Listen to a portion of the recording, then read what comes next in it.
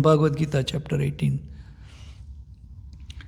So these, they have made these very, very, they qualities they put in there, and that's why they are real Brahmins, you see, not that today's Brahmins, like they don't have any material desires, and then they accept whatever you give them as a charity, So they are saying that, "Oh Lord, you perform many wonderful activities. Our only aim was to acquire a son by performing this great sacrifice. Therefore, our intelligence is not very sharp." That normally, you only not ask all these things to Krishna, right? We are also taught by Srila Prabhupada that you have to have no material motive, to come and pray to Krishna. It has to be completely without any material desires you pray to Krishna. Because as long as you have material desire, even if somebody says that, "Can you pray to Krishna for $1 million for me?" Right? I was listening to one of the Bollywood guy, I think he was saying, and he was a musician, and they went to Vishnu Devi temple. Vishnu Devi temple in north in India. So they, with all his, all these friends, they went to the.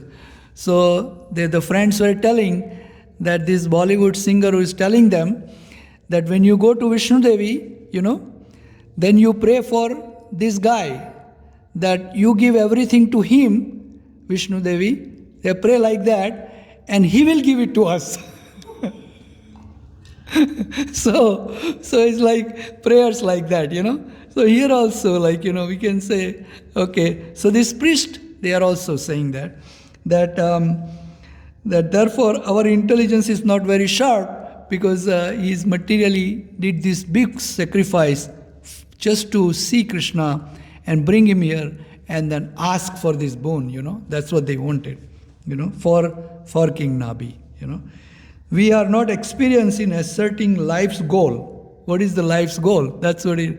Anya bilasa sunyam, that there should be no material desire, Gnana karma navritam. No gnan, no karma. No karmic activity, no gyan, to do, Anya bilasa sunyam, gnan karma. Sabhakti ruchyate. That is the definition of bhakti, So here also, by inviting you to this negligible sacrifice for some material motive, we have certainly committed a great offense. They consider this a great offense, although Lord Vishnu came at your lotus feet. Therefore, O Lord, or Lord of Lords, please excuse our offense because of your causeless mercy and equal mind. So Prabhupada writes in purport that the priests were certainly unhappy to have called the Supreme Lord from Vaikuntha for such an insignificant reason. Just to get a boy, that's why they call him that. Because God has so many other important stuff, but he has to come. Because whenever devotees does this very nice sacrifice, he's forced to come. You see? So normally he is so busy. So Prabhupada writes here, the priests were certainly unhappy to have called the Supreme Lord from Vaikuntha for such an insignificant reason. A pure devotee never wants to see the Lord unnecessarily. The Lord is engaged in various activities, and the pure devotee does not want to see him whimsically. That Krishna, can you come here? I want to see you, like that. For his own sense gratification. The pure devotee simply depends on the Lord's mercy, and when the Lord is pleased, then he can see him face to face. When Lord wants to see him, Just like Prahlad Maharaj. Prahlad Maharaj never wanted our Nrsingadev to come. He never asked for his help, right? But Nrsingadev want to come to see Prahlad Maharaj. The pure devotee simply depends on Lord's mercy, and when the Lord is pleased, he can see him face to face. The Lord is unseen even by demigods, like Lord Brahma and Lord Shiva cannot see him. You guys know the incident, right? There is a story in Srimad Bhagavatam also, that there are so many different kind of Brahmas, right? 4-headed, 1,000-headed, million-headed Brahmas who are taking care of different universes, right? So in this universe, Lord Brahma is 4-headed, right? So, Lord Brahma also, we have seen it time to time in the Srimad Bhagavatam also, he also get puffed up, right, in the head. He thinks there's nobody above him and he is very powerful and very strong, right? That's you get to it sometime, because Maya captures him too, right? So then one time he wanted to see Lord Krishna, in the Vaikuntha, and then he goes to see him there, right? So then the gatekeepers, they tell him, hold on, let me ask, the boss, that can you go see him, So they went to see. So Krishna, the Lord Vishnu asked, he said, ask is which Lord Brahma is this? Which Lord Brahma is this, right? So now you can see. So Brahma got really, really perplexed. Who else could be another Brahma? I'm the only one Brahma, So then he went to see Lord Krishna. Finally, he says, this is a four-headed Brahma, So they told that, okay, let him come, Then he has that's the first question he had. That I thought that I was the only Brahma in here, in this whole world. And then what is going on? Why you have to ask that? And Krishna, Lord Vishnu, call each and every one of them, all the Brahmas. Say, Lord, this is the one with the 10,000 head. This is the one with the 10,000 head. This is the one with 100,000 heads. This is the one in million heads. It's the unlimited heads, Then this Lord Brahma with the four-headed just, he was baffled. And not only baffled, but his ego went down. He says, I cannot believe this, And he felt very insignificant after that, So that is there. So that's why he said Lord Brahma and Lord Shiva, Lord unseen, even demigods like Lord Brahma and Lord Shiva. By calling on the Supreme Lord, the priest of Nabi Maharaj proved themselves unintelligent. Nonetheless, the Lord came out of his causeless mercy. All of them therefore wanted to be excused by the Lord. So, I think we also come here and we say that I have done this wrong, that wrong, please take care of it. I'm here. Right?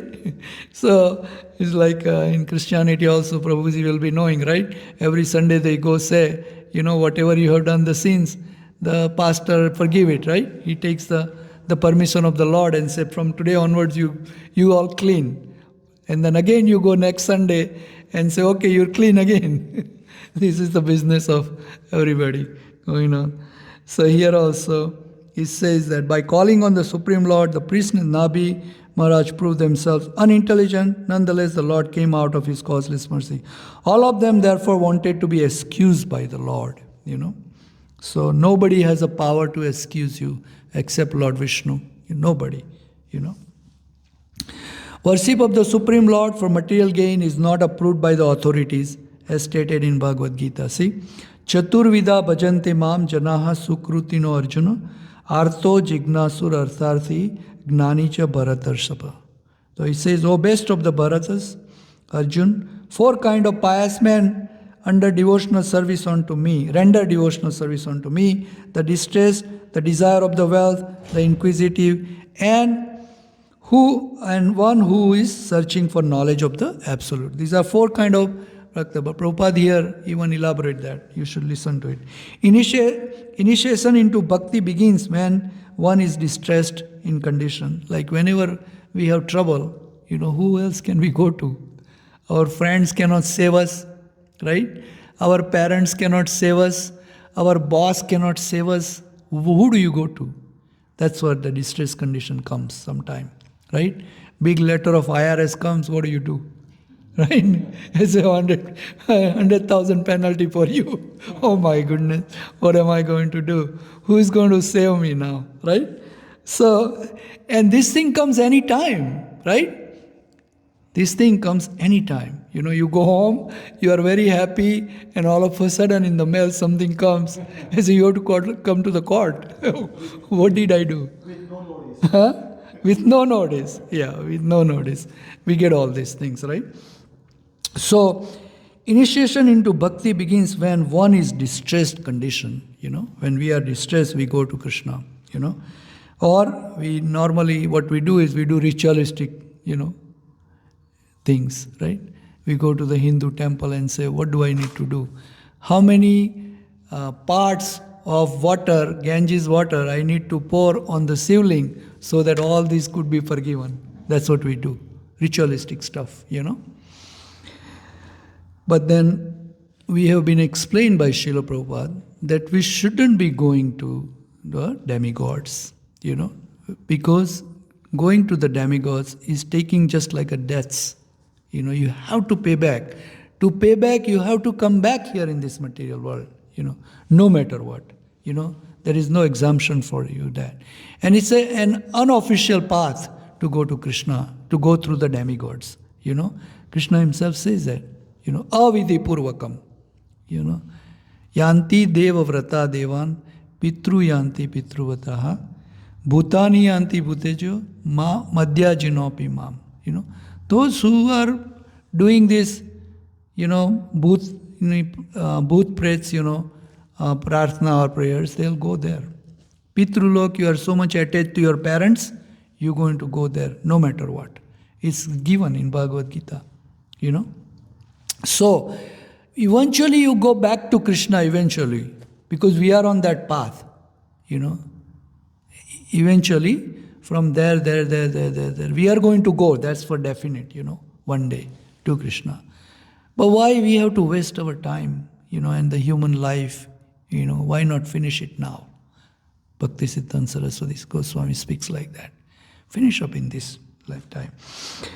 So, initiation into bhakti begins when one is distressed condition in want of money, or when one is inquisitive to understand the absolute truth. And sometimes the Jnani, they wanted to know why this is all happening, right? Why the seasons are changing, why the sun comes every single time on the west side only, right? Why it rises there? Why it rises on east and go into the west? Why? And why all these things? And who is running all this administration? The sun will come at the same time tomorrow, everybody will be here, but I won't be here. What about that? Why this is that? So all these question comes in our mind. That's where that's called jnana, jnani. Or inquisitive also, part of it. So in want of money, or when one is inquisitive to understand the absolute truth. Nonetheless, people who approach the Supreme Lord in this way are not actually devotees. They are not devotees. Why they are not devotees? These people, these four kind of people are not devotees. Why they are not devotees? Because they have a desire. Exactly. Because they have material desires. That's why. So here it says, they are accepted as pious, sukrutino, good people, pious people. Due to their inquiring about the absolute truth, the Supreme Personality of Godhead, not knowing the various activity and engagement of the Lord, such people unnecessarily disturb the Lord for material gain. Unnecessarily we disturb Krishna. Hey, give me this, give me that, give me that. Give me all the time. However, the Lord is so kind that even though disturbed, He fulfills the desire of such beggars. Prabhupada writes. Prabhupada doesn't, leave you alone. He tells you right away what you are. Very upfront. The pure devotee is anya abhilasa sunyam. Sunya means zero. Abhilasa means desire. Anya means other. Other material motives are zero.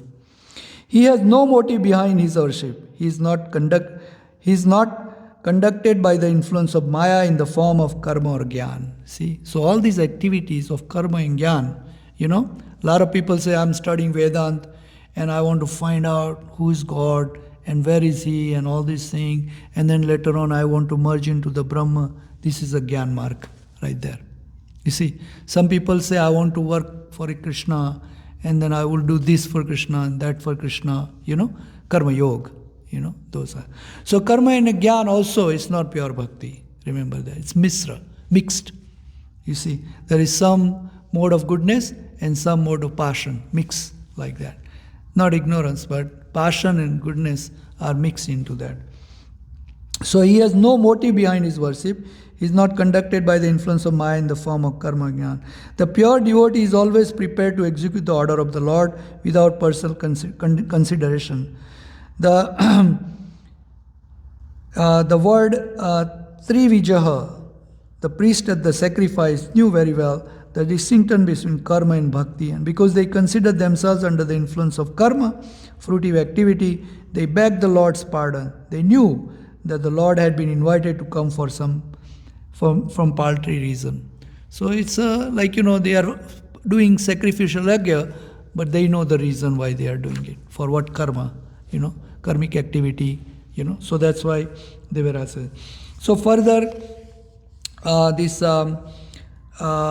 in the text number 16th, Sukhavach, Sukdev Goswami further explained this, the dialogue between these two, the priest and the dialogue is between the priest and Lord Vishnu.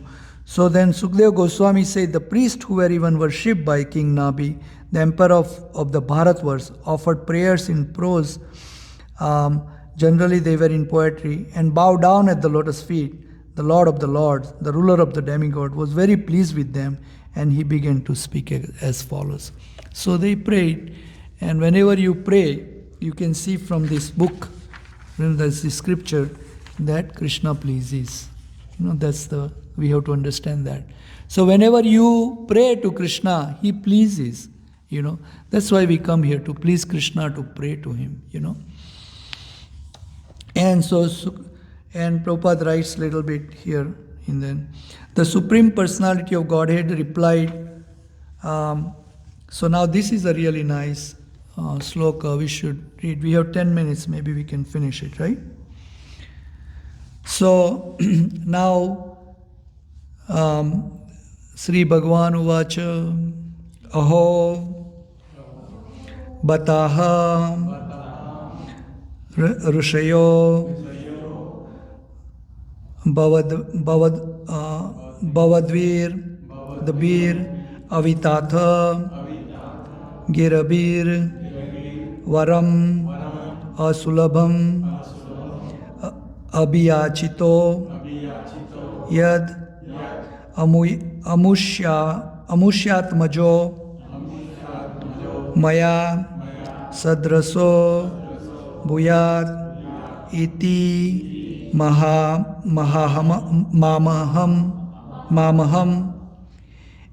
Eva Birupaha, Kevalyad, Athapi, Brahmavado, Namrsha, Bhavitum, Arhati, Mameva, Hi, Mukham, Yadvija, Devkulam, Yaho Bataham Rashayo, Balvadbir, Avita, Girbirvaram, Asulabham, Abhiyachito Yad Amushyatmajo, Maya Sadraso Bhuyat Iti Mamaham, Eva Bhirupaha Kevalyad Athapi Brahmavado Namrusha Bhavitum Arhati Mamevam Hi Mukham Yad Dvijadeva Kulam. These are very, very long and it's very hard to pronounce, so I'm just reading off, right? So the word by word translation is like that. Sri Bhagavan Uvacha, the Supreme Personality of Godhead said, Aho, alas, but certainly, I am pleased. Aham, I. Rashayaha, O great sages. Bhavadvibhyaha, by you. Avitatha girbihi, whose words are all true. Varam, for a benediction. Asulabham, very difficult to achieve. Abhiyachitaha, have been requested. Yat, that. Amushya, a king Nabi. Atmajaha, a son. Maya, Sadrusaha, like me. Bhuyat, there may be. Iti, thus.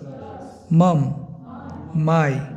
aham, I, eva, only, abhirupaha, equal, kevalyat, because of being without a second,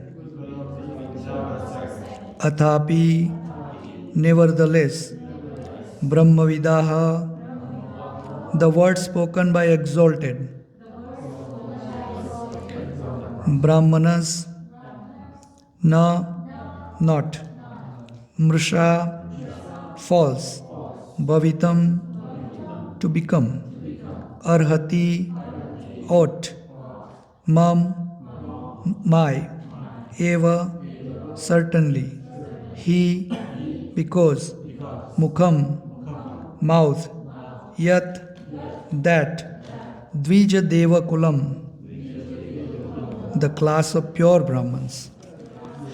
So Lord Krishna, Lord Vishnu speaks, and translation by Srila Prabhupada ki, the Supreme Personality of God has replied, O great sages, I am certainly very pleased with your prayers. You are all truthful. You have prayed for benediction of the son like me for King Nabi. But this is very difficult to obtain, since I am the Supreme Person without a second, and since no one is equal to me, another personality like me is not possible to find. In any case, because you are all qualified Brahmins, your vibration should not prove untrue. I consider the Brahmins who are well qualified with the Brahminical qualities to be as good as my own mouth. See, we were saying that, right? So, purport, Srila Prabhupada, right? The word avita girbhihi means though they whose spoken vibration cannot be nullified. That's the word, very, very nice word. It says avitata girbhihi. That's the word that, because we have seen in Srimad Bhagavatam, right? There are so many powerful munis, and when they curse, it is effective. We see the example of Pariksit Maharaj, who's been cursed by a Muni, Muni's son even. So how pure he was, right? Shrungi, right? He cursed Pariksit Maharaj to die in 7 days. That's it, done deal. Could not take it back. So how powerful that Brahmin was.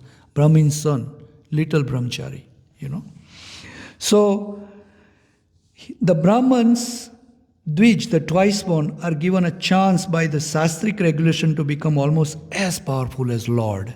They acquire this quality to become, so powerful as the Lord.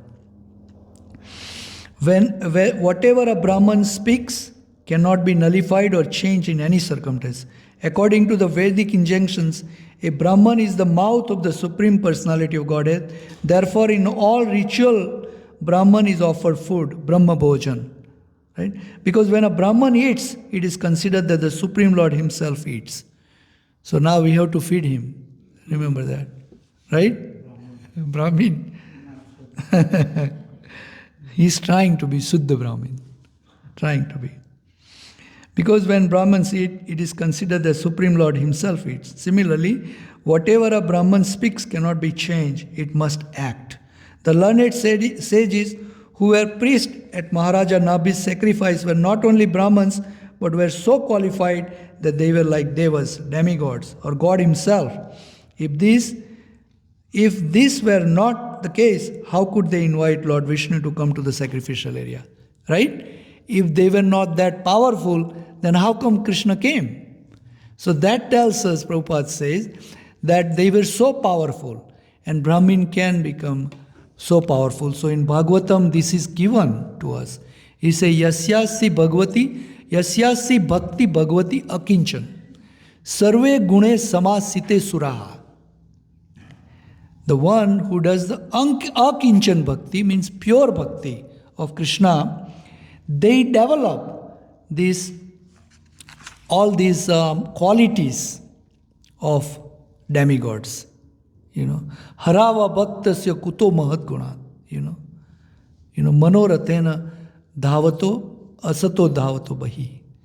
But those who are not bhakta, harav abhaktasya kuto mahat. So they are not, very, very great, They are just not on the mental platform. They travel on the mental platform. And in in Brahma Samhita, it says those, they take so many years, they make the mind as a horse, and they travel at the speed of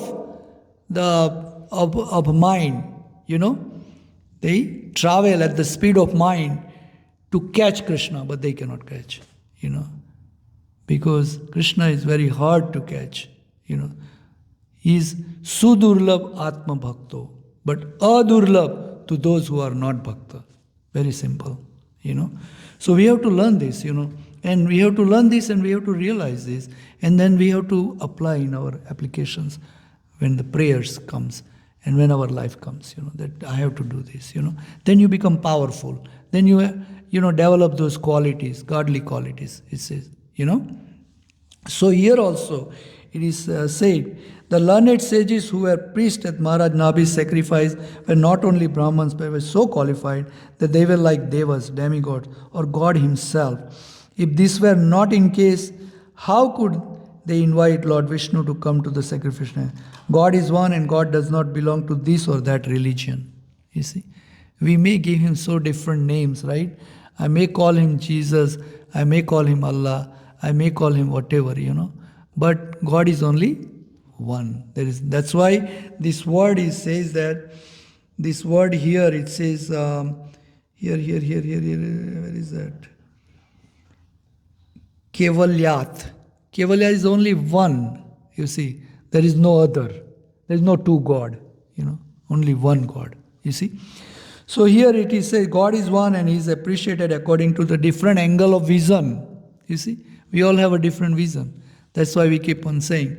But some people come and tell us that, I'll kill you if you don't believe into this, right? Everywhere I see Hare Krishna, I'm going to kill them. That's what they say, right? That is only, what is it? It's only gross ignorance, nothing else. You see, they do not know that what is God and what is God wants, how great He is, what really God is. They don't know. That's why they become like that, They become like animal, no thinking power. They never read Bhagavad Gita, they never read Quran, they never read, Bible. They just whimsically think, or he say, that guy says, I say, my guru says, something like that they go. They don't read scriptures. And so here, God is one and he is appreciated according to different angles of it. In this verse, the word Kevalyat means the God has no competition. God has no competitor. There is only one God. In Svetasar Upanishad, it is said, Na tat samas chabhyadikas chadrashyate. No one is found to be equal to him or greater to him. That is the definition of God, Srila Prabhupada says. Nobody is equal to or above him. That's God. Now you say, if somebody asks you, what is the definition of God? This is Svetasar Upanishad. You say, you look up, you tell him, in Svetasar Upanishad 6.8, it has said this one.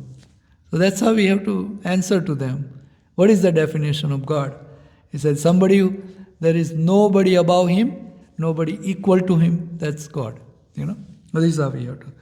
So, it is so beautiful, this canto is, where Lord Krishna, now in the next one, he is going to appear, and it will be very, very nice for us to see how he incarnate as Lord Rishabha, and then this whole canto 5 is just wonderful. You should read it, and it gives you so much pleasure inside. And Prabhupada writes in a very simple language, so there is nothing else, no doubts or anything, very simple language. So whenever you read, I think if you can read 1 or 2 verses at night time before you go to sleep, it gives you so much pleasure. And you have no trouble sleeping, then you go very, very peacefully, So I think that we should read this, and I will end here unless if you have any question or comment, I will take.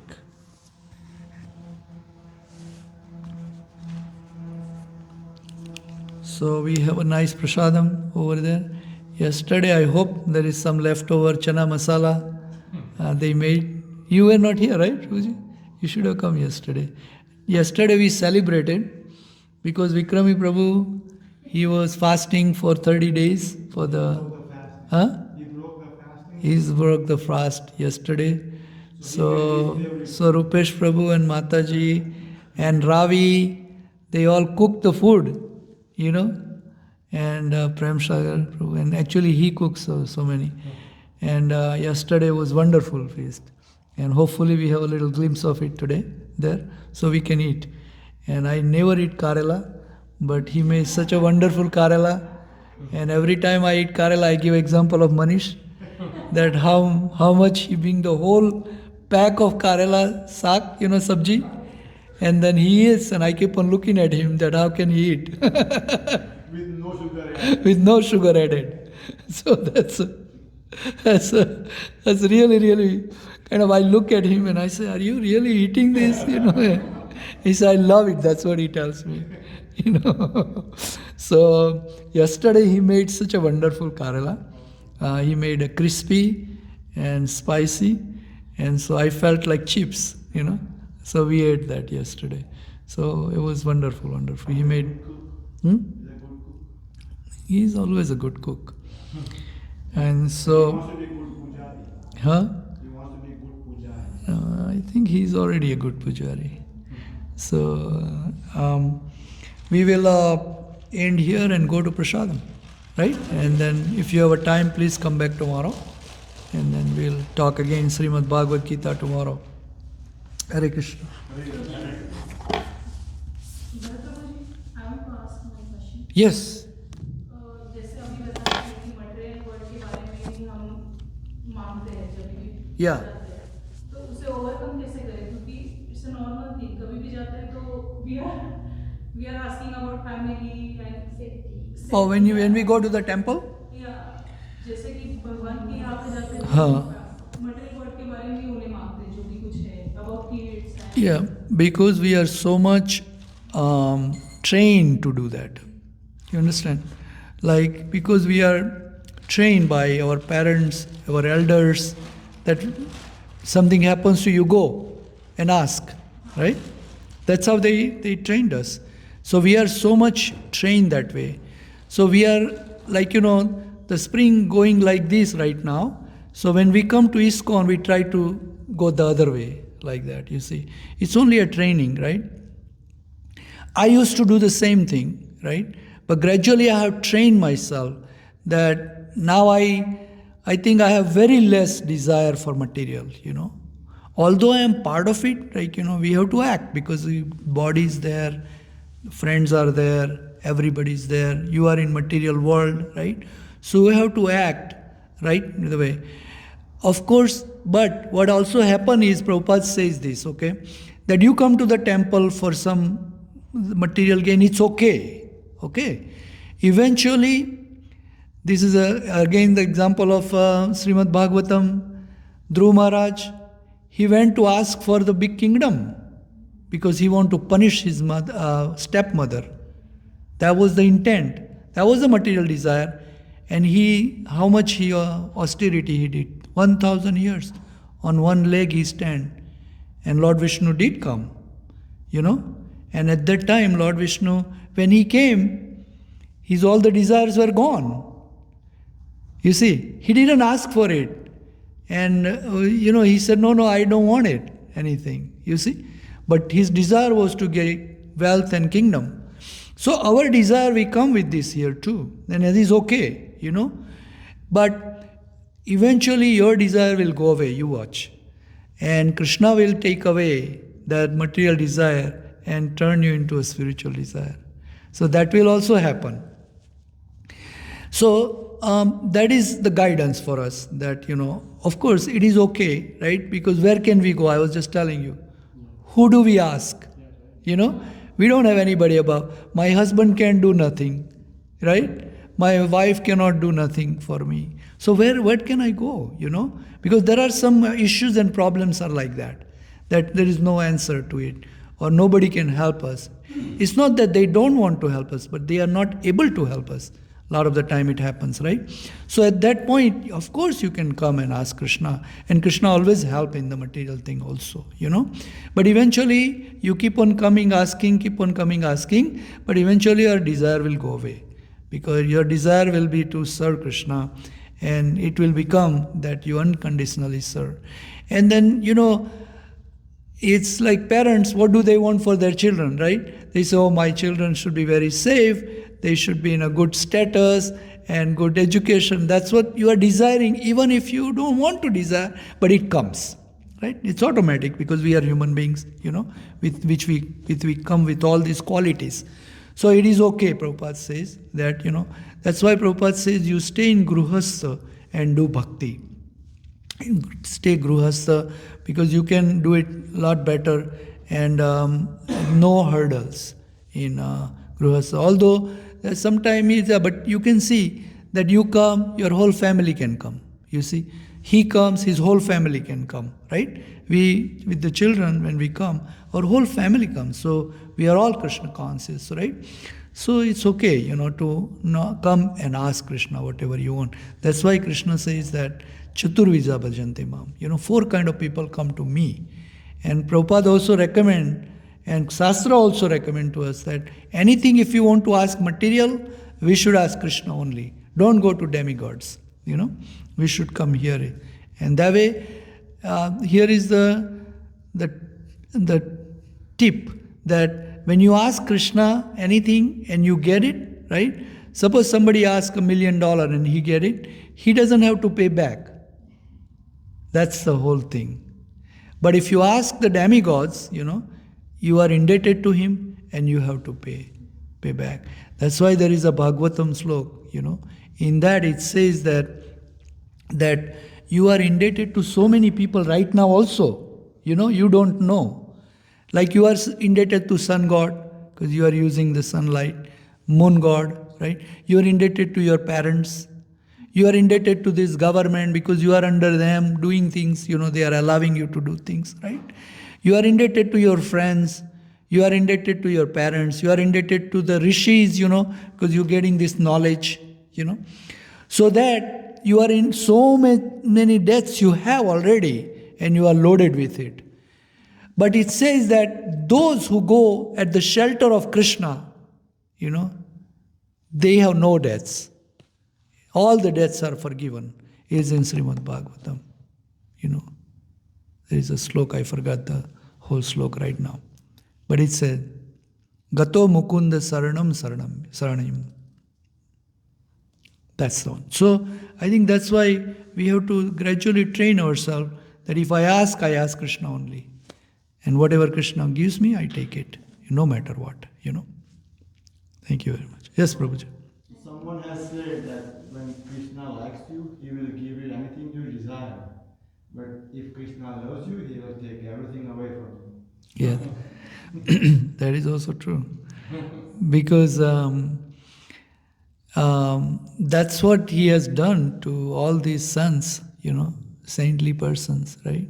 They had taken away everything from them, But we don't have to worry about that at this point, because we are not on that level. But if you lose something, you can think this way, you see.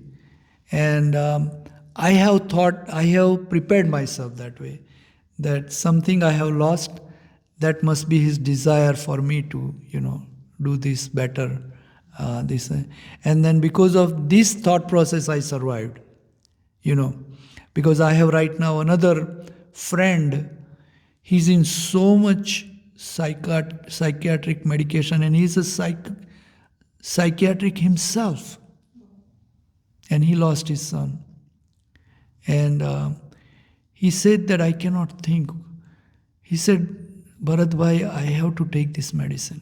I cannot live without my son, he says. Same thing, same example of mine, And I know him very closely. So he came to me. He said, please counsel me. He's a psychiatrist. And see, I said, you come to the temple, I said. I give you Bhagavad Gita, I said. Bhagavad Gita is a psychotherapy, you see. And I said, the only reason I came out very nicely is because of Krishna's mercy and this reading Srimad Bhagavat Gita. So I'm giving him Bhagavad Gita, and then he's on all this medicine. That's the reason I think that it's a big asset for us. You can think this way, That way you lose everything you have no worries, Today I tell you right now, this is my feeling, that if I lose everything I have, I would not have anything happens to me. Like I would not feel it much. I may feel shortly, like maybe at 30 days or something I'll feel, but I will be okay. Then the time heals. Yeah, time heals also, but I think that this philosophy is very solid. That gets you out of anything, any danger, or anything happens to you. That's why you want to keep very close to Srimad Bhagavatam, very close to Bhagavad Gita, and this is my personal experience. That you, of course, like Yudhishthir Maharaj cried when after the war, and nobody can give him Santwana. The whole Bharatvarsha means the whole 7 khanda, we call it, and he was ruling, and he has 7 sons, and King Nabi is one of them, and King Nabi was also king after Agnidra, and but he has no children, so he was desiring for a son, and for that he was doing a lot of tapasya, austerities, but finally he did the sacrificial yajna, right? So he has so many very qualified Brahmins in his kingdom around him. So they have so much power, the Brahmins. And so they perform this yajna, And they did such a wonderful yajna back then that actually Lord Vishnu appeared in the yajna, Because that's what everybody was desiring. King Nabi with the Brahmins, the priest. So Lord Vishnu appears, 400. And then all these priests, the Brahmins, they were kind of, they have prayers, right? And as we are doing the prayers, Prahlad Maharaj has the prayers we just discussed in a last session, right? Similarly, these Brahmins also has the prayers, because every time, I think we also come here and do the prayers, right? Because when we see Krishna face to face, then we pray. Everybody prays. And then we become very, very emotional. They are also very emotional. And then you pray, right? So the Brahmins were also praying. And then they were saying that. And then you start feeling, when you see Krishna, you start feeling you're nothing, like very tuchha, right? Insignificant, you feel that way. Because Lord, when He comes, and when you see Him, what is the human form of us? We are just little things, can't do much. So this way, Brahmins also, they were all saying this in these prayers, that we must have done so much wrong, but still we've been able to see face to you. With Lord Brahma could not see you face to face. Lord Shiva could not see you face to face, but we will able to see. That's what they were kind of saying to Lord Vishnu. And finally, they are also saying that, we are so much, because King Nabi wanted, this is a material desire to have the son. Although he was a king, although he wanted to have a son, although he wanted to have a son same as Krishna, God, you tell the God, you become my son. That's how I wanted to have a son. But it's still a material desire, Prabhupada talks in the purport, right? And we discussed that earlier. So it was still a material desire. So these Brahmins are also saying that, we were also not thinking about you, Lord, and then we were thinking with King Nabi, and we do all this prayer for the material to satisfy his material desire. So we are also at fault. They felt that way. But here in this sloka, in text 15, it's a final prayer by the priest.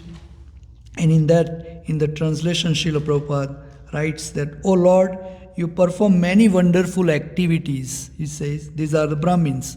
Now remember, Brahmins are considered as what is the Brahmins are known for? Huh? No, mouth of Vishnu, So that's why we do Brahma Bhojan, right?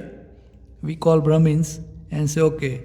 And then we have that feeling that if you do the Bhojan to Brahmins, that means as good as Krishna eating, the food.